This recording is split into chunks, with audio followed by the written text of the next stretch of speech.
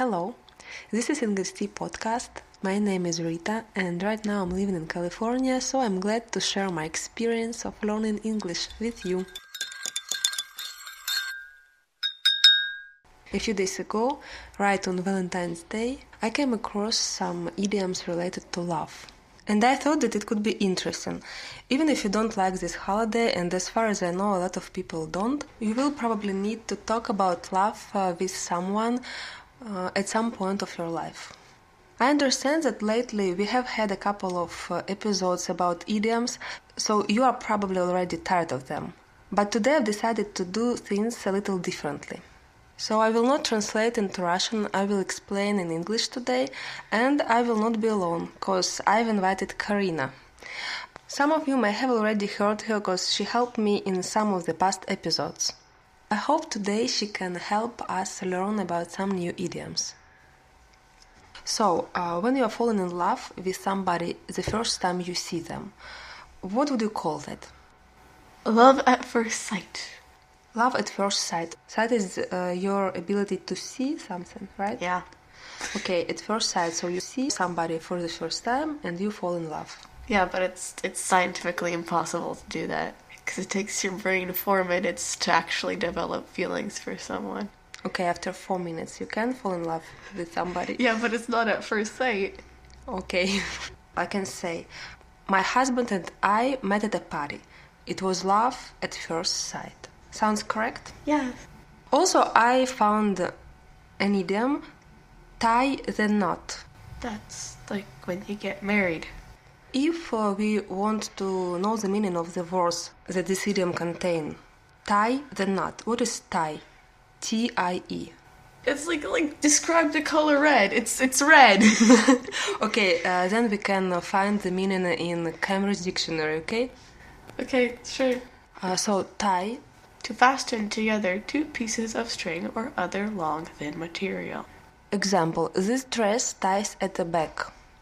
So, when you fasten together 2 pieces of string or other long material... You can tie anything together. Literally. Okay, but when you tie something, you will get a knot, right? Knot, I can spell it K-N-O-T. When you say that you tie the knot, you mean that you are getting married. Yeah. They tied the knot last month in Mexico. Yeah. Why Mexico? Why not like France? France is more romantic. Oh, France, okay. Okay, they tied the knot in France last month. What idiom can you use when you really like a person or you're in love with somebody? I'm falling for them. To fall for somebody means to like a person or to fall in love with somebody. Do you know another idiom that is similar? If you like someone, then you have a crush on them. I have a crush on him or on her. What is crush? As far as I know, a car can be crushed by a falling tree. A crush, it could be like something that could happen to something, like the car in that example. Or it could be like, I have a crush on him. Yeah, you can say I have a crush on someone, or he is my crush. He is my crush. And you can say that Yeah. he is my crush. Yeah. And the next idiom. If you want to tell someone that you like him or her very, very, very much, what idiom could you use? You can say that you love them to pieces, but only old people say that. Why? I don't know. Maybe it's because you don't use it. I've never heard teenagers say that. But I'm not a teenager. I can use this idiom. Yeah, I guess, but I've never heard anyone actually use it outside of a book. Okay, but can I tell my son, I love you to pieces? Or it would sound weird. I can say that, I guess. Everything's clear with this idiom because I love you to pieces means that I love every piece of you, right?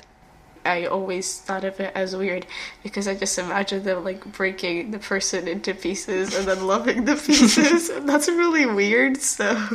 Okay. You can go out on a date, right? And you can go on a blind date. So, could you please explain the word blind? Who is blind? A person who is blind? Cannot see. Yeah, right. Has So, lost their sense of sight. a blind date means that you don't know a person, right? That you don't know the person you're basically being set up with. Mm-hmm.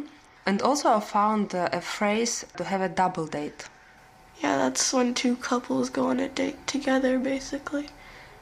They just want to spend time together. Yeah, and also, like, it makes it less awkward. Like, if two people are, like, just getting to know each other and they don't really know how to converse together and they're, like, more easygoing around their friends, I guess. No, that's not the right word. So they can invite their friends here to feel... feel more comfortable in their situation. Mm-hmm. Okay. Have you ever heard the idiom pop the question? Propose. Yeah, to propose. Yeah. So, pop. I don't know why it's pop. And can you explain this word? It's just a sound that sounds like pop. Pop is a sound? Probably we should find the definition. Pop the question. Pop-tart. So definitely it's a verb. Pop verb. Right here. A sound! I told you! To make a short explosive sound, often by breaking something. Go up. Can you read this definition, please? To make a short explosive sound, often by breaking something. The kids were popping all the birthday balloons. What does it mean they were popping all the birthday balloons? So they made them... Make the sound pop. When they pop. It's like the sound that it makes. Like, think of the sound. Can I say, don't pop all the balloons? Mm-hmm. And it will mean that... You just don't break the balloons. Don't break the balloons. Yeah, but no one says that. Everyone just says don't pop the balloons. When I tell my kid, for example, don't pop the balloon, it means that he doesn't need to make it disappear. You shouldn't pop it. Okay. Pop the question. So we can't understand the meaning of this phrase only through the meaning of the word. It's just like pop is a sort of like sound that like surprises you, I guess. And then when you pop the question, like it's like surprising the person who you're proposing to. They're like, oh, yes, you proposed. Okay, so once more, pop the question means to ask someone to get married. Also today I found two more idioms: to break up with someone and to split up with someone. I understand that break up means stop dating with someone. Yeah, to break up is like to stop having a romantic relationship with someone. And to split up, it's the same thing? The same thing. Okay, so you can use both. Yeah, like we broke up or we split up. It's the same thing. Can I say, for instance, Jane and John broke up, or Jane and John split up? Yes, those mean the same thing. And it's so strange, because they loved each other to pieces. If you dump someone, what does it mean? Dump, D-U-M-P. To break up with them, but it's like more of saying that you were the one to say that you should go separate ways and you shouldn't have romantic interactions anymore. If he's so awful, why don't you just dump him? The verb dump, what does it mean, like in real life? It means like to throw something away, usually. It's more of just like you're throwing away that person from your life. What can I dump? Can I dump my books? Yeah, but that sounds a bit weird. Well, the dump is the place where you put your trash. The trash dump. It's a place. If I use this word as a verb, to dump something, what does it mean? It's like unceremoniously throw away something. Like she dumped her old clothing on the side of the road. Okay. Also, yesterday I was watching Friends. Probably you don't know Friends. TV show, yeah. One of the members of the K-pop group BTS named RM learned English just by watching that TV show and just teaching himself from the show. So do I, actually. So Monica and Chandler had an argument, and then they found a consensus. And Phoebe said, "Oh, you made up." So what does it mean, to make up? To basically get over an argument. So to make up, it's actually a good way to say that people came back together after an argument and became friends again, or got back into a relationship. Mm-hmm. If you're talking about a relationship, if two people broke up, then you would probably say that you got back together. That sounds better than just saying that you made up. But friends, after an argument, they can make up. Yeah, friends make up after an argument. Okay. So, a quick summary of what we learned today. Love at first sight. Falling in love with somebody the first time you see them. To tie the knot. To get married. I love you to pieces means I love you very, very much. I have a crush on him or I fell for him means that I have developed feelings for him. To pop the question. To ask someone to get married. A blind date is when you go on a date unaware of the other person going on the date with you. A double date is when you go on a date with another couple as well as you and your special someone. To dump someone. To break up or to split up with someone. To suddenly end a romantic relationship you have been having with someone. Wow, that sounds so great. Just like it's from a dictionary. I wonder why. To make up. To get over an argument and become friends again.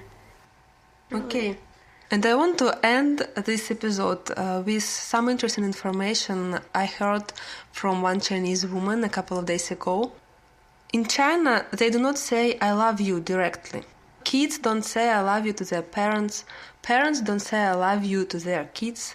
They do not say I love you directly, but they show their love through care and consideration. So yesterday I wanted to search this up on the internet, and I understood that it's not only about China. The same thing is in Japan and the other Asian countries. Karina, I suppose you have some Asian friends. Maybe you've heard something about that. No, I haven't heard this before. Okay. I even found a story on Quora about the famous Japanese writer Natsume Soseki, and he was teaching English in a local school, and one of the... Someone's gonna get angry at you for saying the name wrong. You think that I said his name wrong? You never know. I hope that I said his name correctly. He was teaching English in a local school, and one of the assignments included the translation of the words I love you from English to Japanese. And his students translated directly. He read it and said, "You can't say things like that. We are Japanese. The most we can say is the moon is lovely tonight." Isn't it funny? It's not funny, but okay. People in some parts of the world don't say I love you to each other. And they explain that they all know they love each other, so I love you seems to be redundant. And here comes my last idiom for today. Sometimes actions speak louder than words. And that means? That means that sometimes when you do something to show that you love someone, it's better than just telling them that you love them. Karina, thank you so much for today. You're welcome. Bye. Bye. Миш, Что? вчера был Valentine's Day at school. Угу. Понравилось? Да. Что больше всего понравилось? Конфеточки. А вы вчера в классе как-то праздновали Valentine's Day. Что вы делали? Кушали кучу конфет. А еще что-то делали? Угу. Кушали конфеты. А еще? Мы кушали конфеты. Ты объелся конфет? Да. Больше не хочешь? Угу. Больше не хочешь? Ага. Хочешь, я тебе дам сейчас конфету? Ага.